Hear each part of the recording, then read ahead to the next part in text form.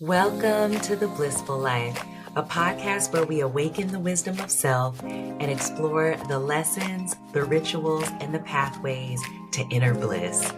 I'm your host, Regina Lawless, former corporate executive turned author and spiritual teacher. And I'm on a mission, y'all, to help people connect to and express their divine self so they can make their unique impact on the world.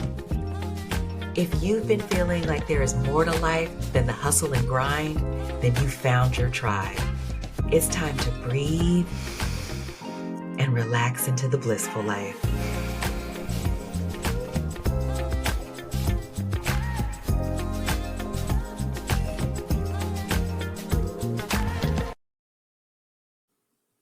Hey, welcome back to the Blissful Life. You are in for a treat this episode.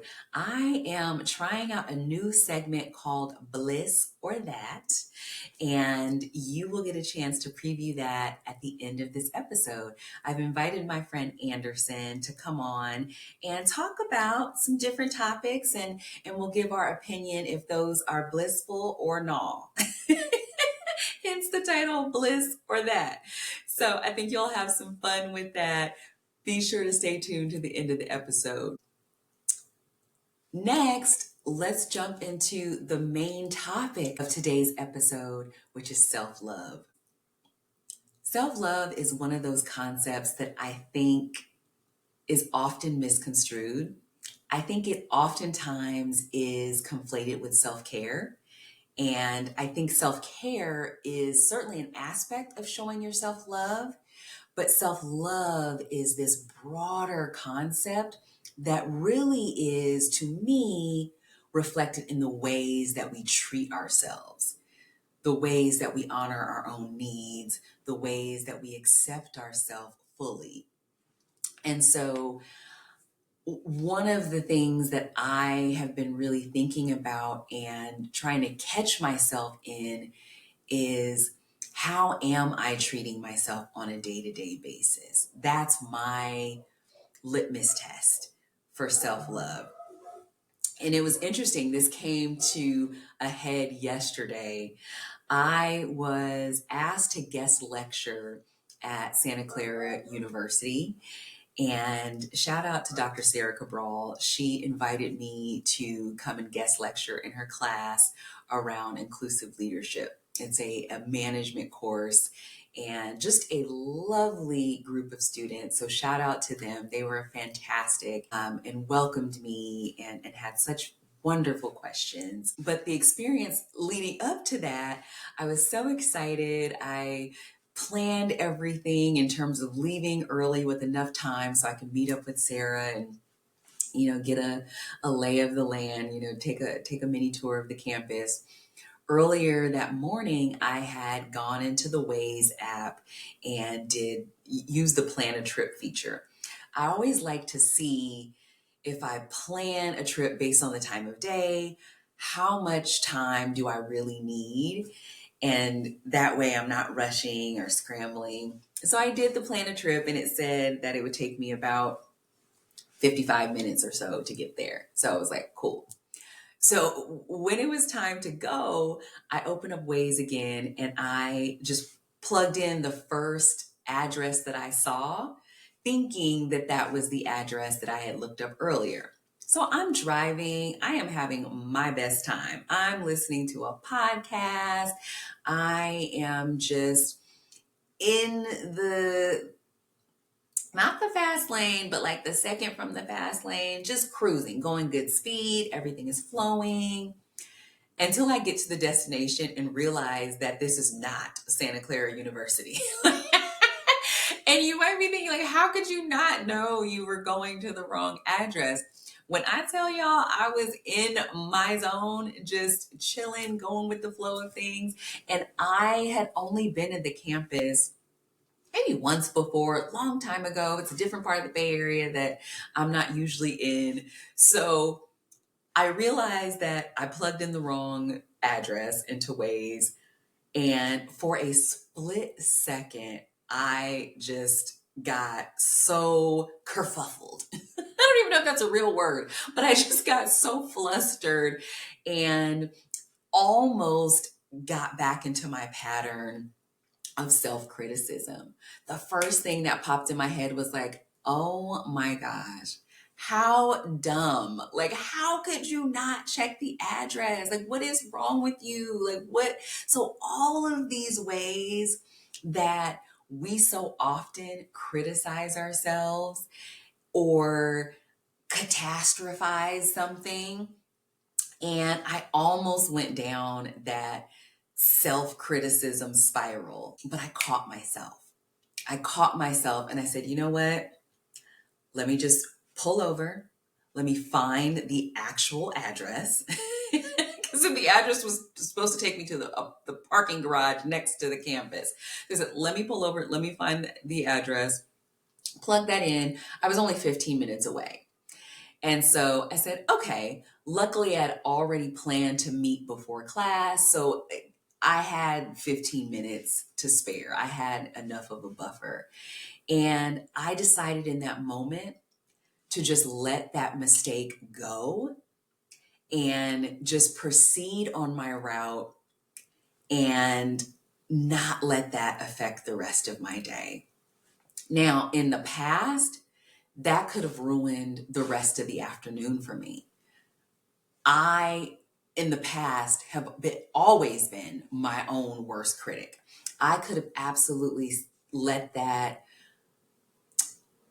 just kill my own vibe because I would have been obsessing about how could you make this mistake? You left early for a reason. Now you're not going to get there in enough time to see the campus. Like, I could have started going down all of these woulda, shoulda, couldas, which would have kept me just in a funky mood that could have affected how I showed up in the class that afternoon.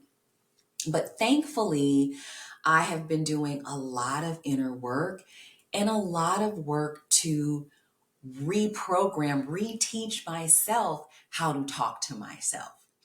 And so, what ended up happening in making that conscious shift, and even before the conscious shift, in the awareness of catching myself starting to berate myself, I then, in the awareness of that, made an active choice that I am not going to beat myself up. There's no need to. There's no need to. It is what it is, right? Like, it is what it is. I made the mistake. It's correctable. I can still put the right address back in ways and get there. And then I even took it further in my mind and said, you know what? At least I have a little bit more time to listen to my podcast. And then I started to, I finished that episode, and then I ended up finding another episode within that 15 minutes that I started. And as I allowed myself to stay in the positive state of mind, I then thought of other things. And I was like, well, maybe the universe delayed me for a reason. Maybe in this delay or this detour, I missed an accident. Or maybe I was just meant to get there a little bit later. Who knows? So, in the same way that I could have thought of 1,000 negative reasons or 1,000 ways to make myself feel bad for my mistake, I started in the choice to be positive. I started to think of all of the positive possibilities of why that happened. And that's one of the main lessons that I've learned in the last couple of years, that self-love really is an act. And it's not the grandiose ways that we show our self-love, like the spa treatments or the vacations, or I'm going to buy the nice bag or the shoes, which nothing wrong with all of those things. I am a fashion girl. I love a nice handbag or a nice pair of shoes, but those are all external ways to perhaps pamper ourselves. Self-love at a deeper level is more subtle. It's in the example that I just shared, in the ways that we love ourselves, in the ways that we even talk to ourselves and treat ourselves. So I wonder for you, How do you talk to yourself when you make mistakes? How do you treat yourself when something goes wrong? Like I said, I have not always been kind to myself. I have often been my own worst critic. And I think for a lot of us, I think if we're honest with ourselves, a lot of us are our own worst critic. But I wonder what it would look like for you if you started to give yourself more grace. And one example that I love that I can't take credit for, but is something that stuck with me. I think another coach or someone that I heard say, how would you talk to your best friend? Or how would you talk to your child? Or how would you talk to your partner? We're often way more loving and supporting to the people around us than we are to ourselves. Would you allow someone to call your best friend dumb or less than or for a simple mistake, an oversight? No. You know, even when our friends are wrong, sometimes we're ride or die. Especially if it's your kid, like the way we defend, the way we will jump into action to protect the people we love. I invite all of us to have that same energy for ourselves. And it starts with the subtle ways that we talk to ourselves. I think a lot of the reason why we're so hard on ourselves is because we've been taught by either our parents, caregivers, society, that we have to be tough on ourselves. It's kind of this tough love concept that if I don't tell you what you did wrong, how are you going to improve? And in the story that I shared, I was aware that a mistake was made.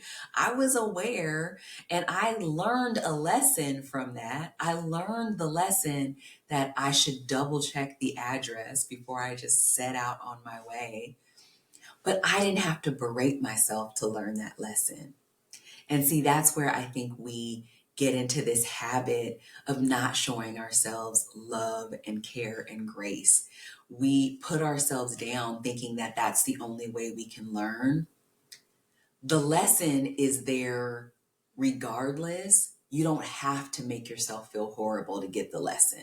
You are already self-aware. So trust that if there is a lesson to be found, you can find that lesson, and it's much more pleasurable, it's much more sustainable, self-sustaining to take that lesson and use it in a positive way to positively reinforce yourself instead of negatively berate yourself or even traumatize yourself for something that is not even worth doing all that for. That's not even all that serious. The other way I think about self-love in terms of these more subtle actions is in the acceptance of things that we may not like about ourselves, or in these, I guess, states of being that are not ideal. So I think about throughout my career, and there are things in life too, and maybe I'll give you both a personal example and a career example. On the career side of things, I would always be hard on myself in how I communicated in meetings. I started my career in retail, so that was more in HR. It tends to be more women in the retail space, pretty even, tended to actually be more women working there. And so I found it was a little more comfortable for me to communicate in my natural style and to show up in meetings as collaborative and supportive. But later in my career, I got into more male dominated industries, more spaces where it was fast paced and go, go, go, and even spaces where the style of leadership was more aggressive, more competitive. And I found in those spaces, there was a culture of leading with data, leading with almost like you had to prove your expertise all the time. Like you had to come in with the data to back yourself up and always be prepared to argue a point. And there's nothing wrong with that. There's certainly merit in having facts and data and observable metrics. However, there's also a benefit to sitting back and listening and observing and using intuition and reading the room and what's not being said. And those are more of my natural gifts. My natural style of communicating is more listening, observing, synthesizing what's being said, being introspective, and then adding to the conversation, as opposed to coming in hot, like, this is what I think, this is what it should be, or this is what the facts are. And so I found that I would always be hard on myself and pressure myself um, to communicate in that more aggressive, direct style. And I can't tell you how many nights I would come home from work and just analyze every single word, every single thing that I said or could have said or should have said or didn't say. And just these conversations, these meetings would ruminate for hours, sometimes days of like, oh, dang, like I missed that opportunity. Or, oh, I wish I would have said it more forcefully. Or shoot, I could have probably convinced that person if I would have cited this fact instead of that one. Just all of these things. And it was rooted in me feeling like something was wrong with me, that something was inherently wrong in my style, in the way that I communicated, that their way was better, their style was more appropriate. And it wasn't that their way was better, it's just that their way was the norm.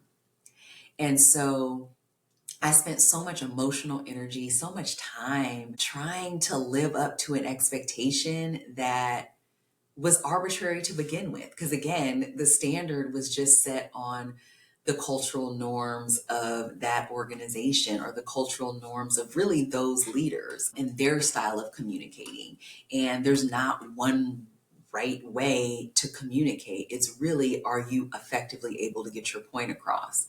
And looking back on it now, I was able to communicate and connect with people. I just had a different style. And I think about that so much today. And it's interesting, even in thinking back, I've learned to show myself some love and grace, because it's easy sometimes to think back on things that when we were harsh on ourselves in the past, and be harsh again, like, you should have known better. Part of self-love is really accepting that I was doing what I knew. I was doing the best that I knew how.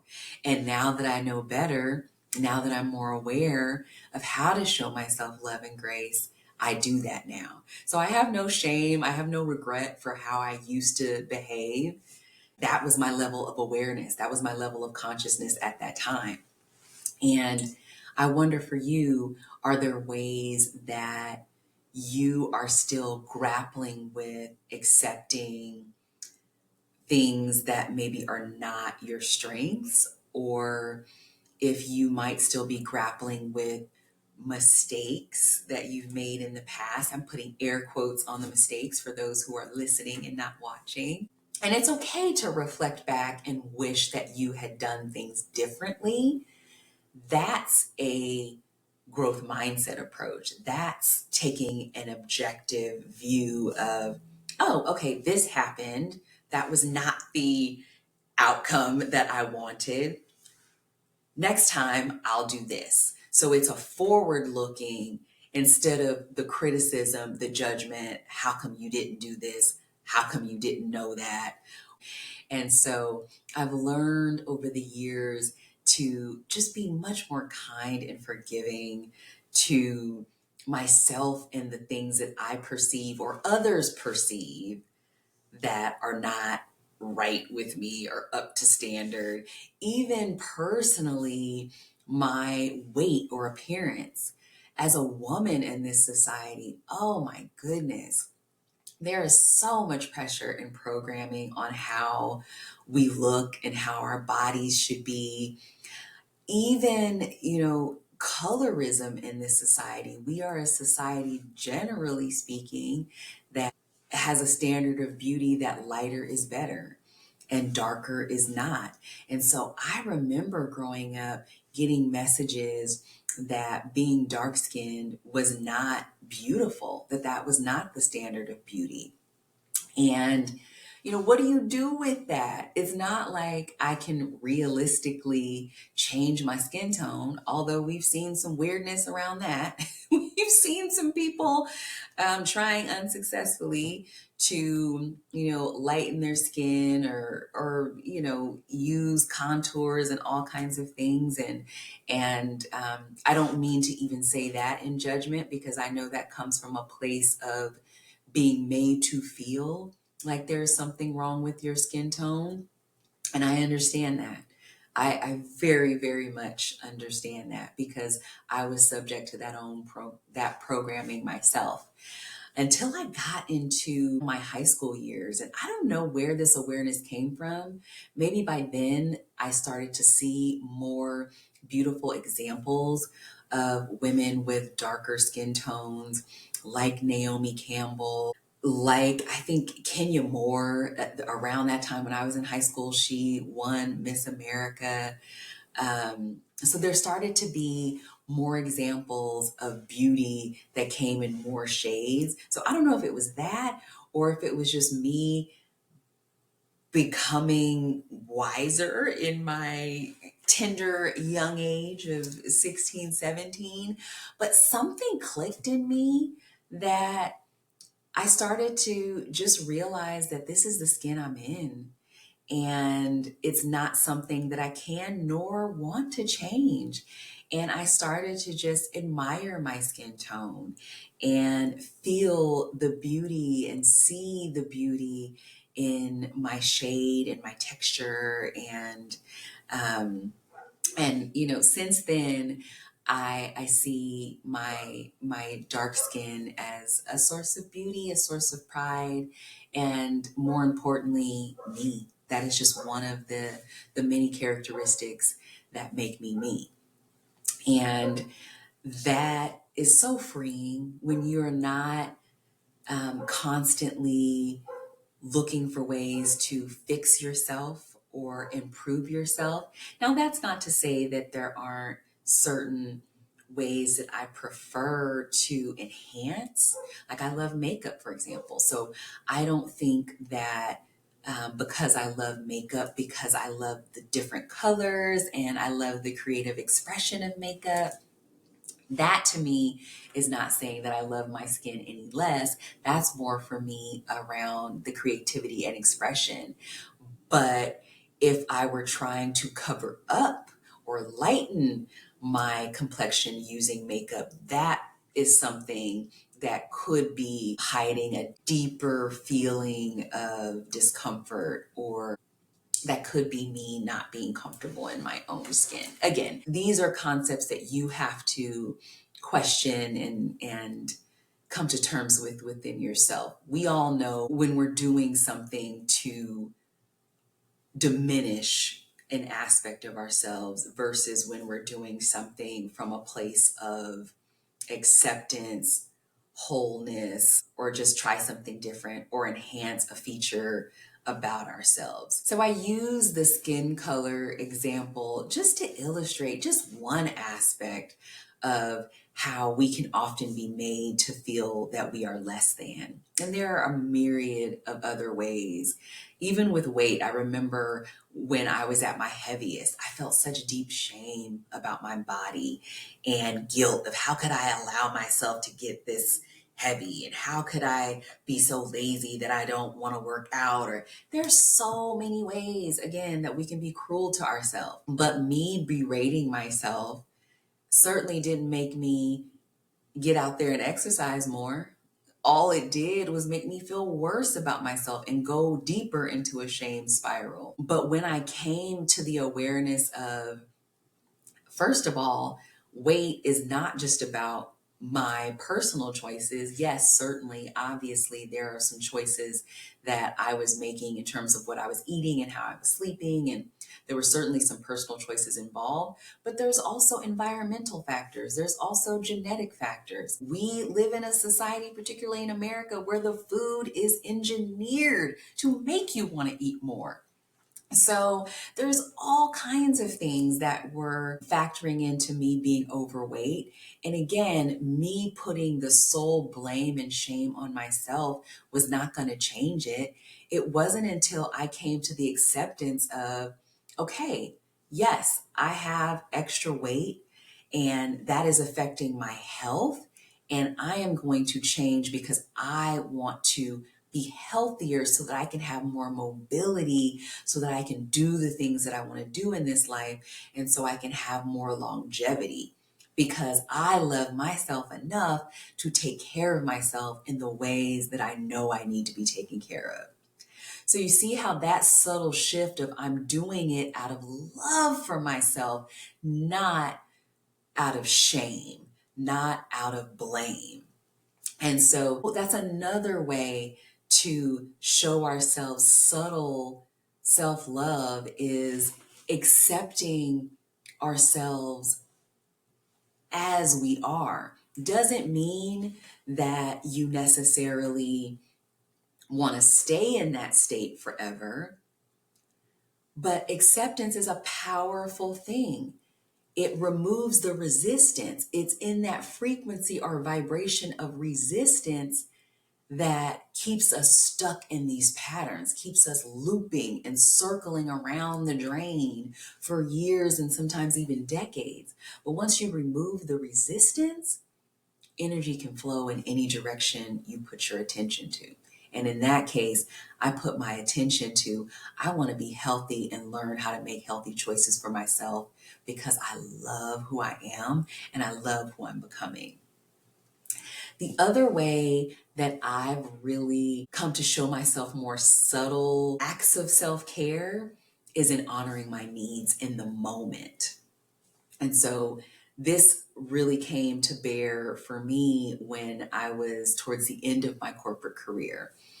And for almost my entire career, I prioritized work above all else, sometimes even above my family. Sometimes even above my family. I would stay up late answering that extra email instead of spending that time with my husband, or having to stay late in meetings, or miss a game for my son because I was traveling for work. And so what I started to realize is that I had a pattern of prioritizing work. And a lot of that came with just being brought up in having a strong work ethic and being told and experiencing the fact that I had to work harder than my peers a lot of times to get the visibility, to get the assignments, to move up. And so I began to internalize that I have to work hard. I have to work twice as hard. I have to work 3 times as hard. And nothing wrong, of course, with working hard, but when it starts to diminish your own quality of life, that's where it's time to question. That's when it's time to really take a step back and examine, are you being loving to yourself? And as I began to heal myself from some of those old patterns, and that really came in the wake of the loss of my husband, that's when so much of this, the unconscious behaviors, the unconscious stories that I was telling myself, like, I have to work twice as hard. That was a running script. That was a loop that I was stuck in. All of that stuff started to come to my awareness as I began to surface all of the emotions, as I was learning to deal with my grief and process everything. All of these other emotions started to come to the surface for me to examine. And I started to realize that, oh, that's a story. That's a story that I've been telling myself a really long time. The story that I have to work twice as hard, That's a story that has been told to me by my parents, by society, by my community, and I just internalized it and began to tell myself that. And I told myself that story so much that it was enacted even against my own best interest.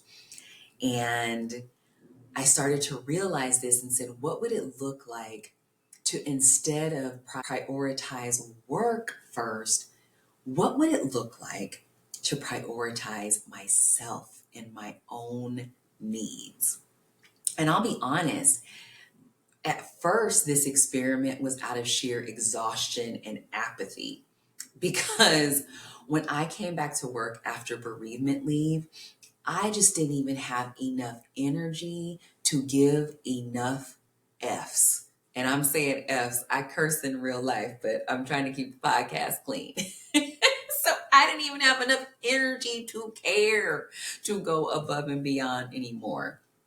I was barely existing. I was like floating in outer space. I was hovering above my body. I was so out of touch with reality because I was grappling with my world being upended with the loss of my husband. So part of it was just, I don't even have the energy to care to be over prepared for this meeting. But then in that, I started to realize the freedom and some of the ease that, wow, if I don't stay up a couple of extra hours obsessing about the next morning's meetings or going over the presentation or starting the presentation that isn't due for another month, then I could actually get some rest. Imagine that. I can actually go to bed at a normal time and wake up rested. And lo and behold, I can have more clarity. And I started to notice when I prioritized sleep, like getting a full 8 hours of sleep, when I started to prioritize mental breaks. And again, this started from just pure apathy, exhaustion. I needed those breaks in my day to cope, to deal, but it ended up being a blessing in disguise. And I just kept with it, even as I started to heal myself emotionally and my energy started to return and my joy and my optimism. By then, these new routines, these subtle ways of showing myself love by honoring what I needed had became a habit. Even things like when meetings shifted, I used to be so heavily scheduled, sometimes 7 a.m. meetings all the way.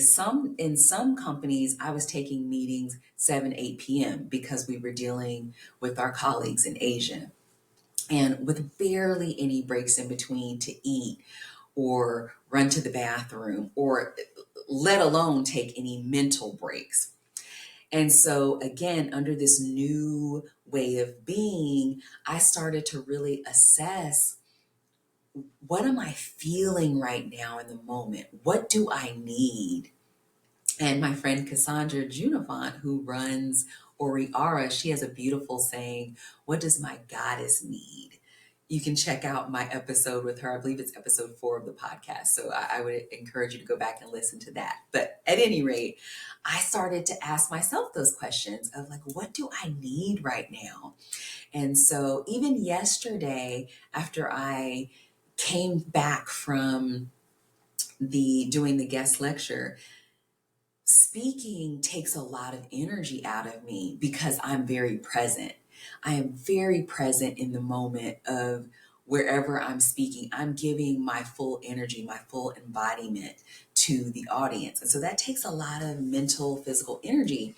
And in the past, I would have stuck to my calendar after that lecture. I had planned to work on a few other things. And in the past, I would have probably pushed through. How many times have you, think about this for yourself, how many times have you just pushed through, even though you know you're tired, even though you know you don't have the mental space or capacity to do one more thing? You take that additional meeting or you do that additional project or you stay another hour on email. But yesterday, I recognized that I am tired. And I'm allowed to be tired. And so I'm going to not get back on the computer and answer emails or work on the project I had planned to work on. I rescheduled time to do that the next day. So that's what I mean about the subtle things. It's being willing to assess your own needs and honor them, and going even broadly,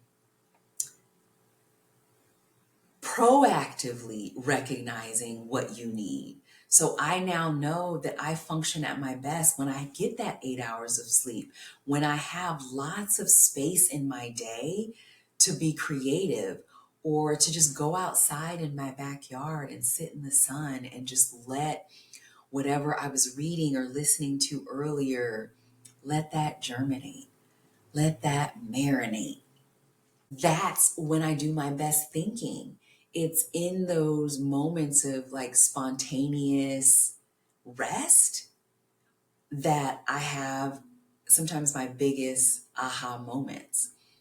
And so that is something that I would invite you to think about. How can you show yourself more self love by those subtle acts of honoring what you need in the moment? So the next time you have a meeting that gets canceled, don't just go on autopilot and dive into your inbox. Take a moment. All it takes is a moment to check in and say, what do I really need right now? Am I hungry? Do I need a snack? Am I tired? Do I just need a mental break? Do I need to play? Do I need to just go and play with my dog or my cat, or go walk around the block, or listen to music or dance in my living room or whatever? What do you need? Not what do you think you have to do or should do or even could do. What does your body, mind, and spirit need? And when we learn to honor what we need in those seemingly everyday moments, that is the most radical act of self-love you can have. So I hope you'll stay tuned for what's next on the podcast, coming back with Bliss or That. You can get with Bliss, or you can get with that. You can get with Bliss, or you can get with that. You can get with Bliss, or you can get with that. You can get with Bliss. Bliss is where it's at. Come on.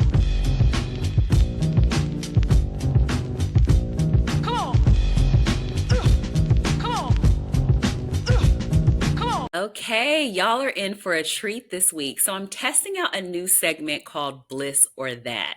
And to help me kick it off, I have aspiring comedian, barbershop chair philosopher, and over personal shopper.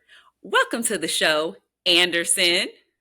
Hey, thank you for having me. My pleasure. Y'all hear that? We're gonna do this a little ghetto. We don't have it queued up, but we about to be queued up, if you know what I'm saying. Hey. Y'all hear it? Mm-hmm.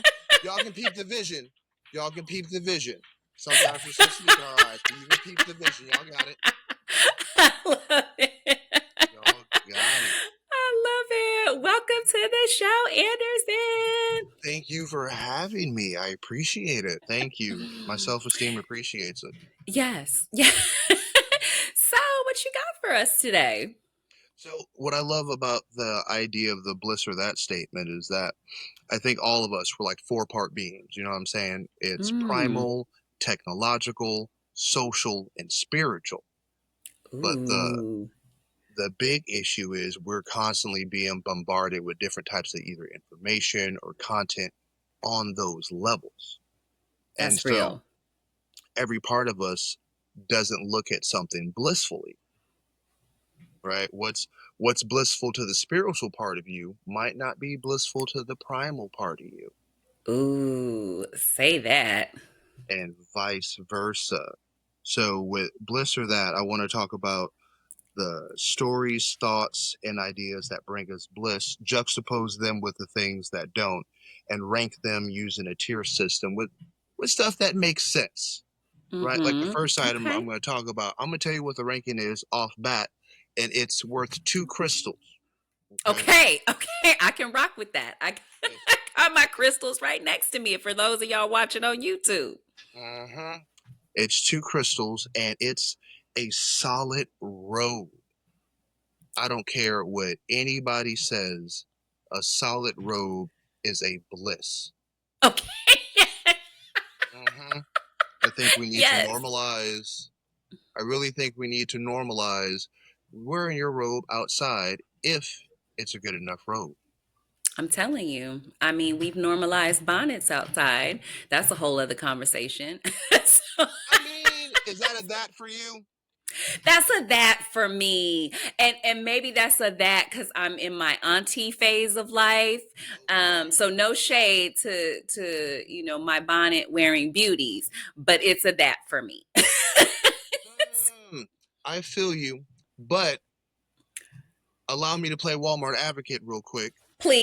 And like, what if the bonnet low key is almost like a hijab and it's just sisters trying to protect the world or their hair from the gaze of the world? Ooh, and I think that's a lot of times. So I've definitely seen sisters in the airport. Now I'm a wear a ball cap in the airport type of girl or a hat. Okay. But I can understand, like when I used to have a little wrap, like there is a part of you got to keep that wrapped until it's time to let it down, let it flow. So there is Like part a of that. Sway Erica Badu kind of rap. No, I have not seen. I mean, like either a bonnet, but underneath the bonnet they have like the do-rag or just Okay. the silk wrap because you got to keep you got to keep the edges intact, you got to keep the hair wrapped, and then you take all that off and then you fly. So I get it. Some of it is you want to keep it protected and all of that, but just my steez, I'm more of a hat girl and I leave the bonnet at the crib. Okay. So if we're Yes. gonna rank the hat, right? If we were to give the hat like 1 to 5 celebrity incognitos, like what would you rank the hat? See, for me, I'm gonna give it, let's say a 4. Okay. Let's say a 4. 4 being the highest, right? 4 being better than it. It's a scale that goes up, right? The 4 is better than the Yep. 1. Okay. Yep. So yeah, I'm gonna give it a 4 because nothing beats when you're, you get it all the way together. You got your hair is together. But I'm gonna give it a 4 because it's the versatility of the hat. You can wear a good ball cap anywhere. Facts. This is true. Yeah. This is true. So Whether it's fitted or one of the snapbacks. that's love a snapback.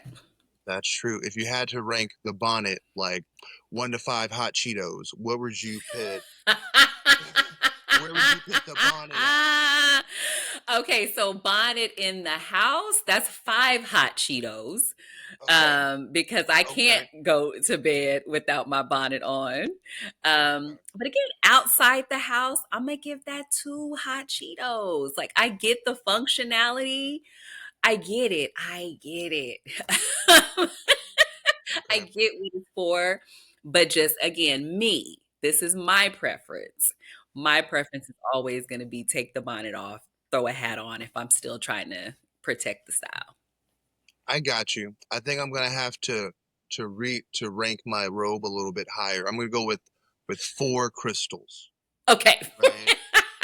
But we're also Yes. gonna slash that with the hoodie blanket. Ooh, okay. Okay. Yes. Costco, and we're going to shout them out because they still have diversity programs. Costco has a nice hood, right? They have a nice, like, fleecy hoodie type blanket that Jeff and I got for Christmas. That was our gift to to ourselves for chilling around the house.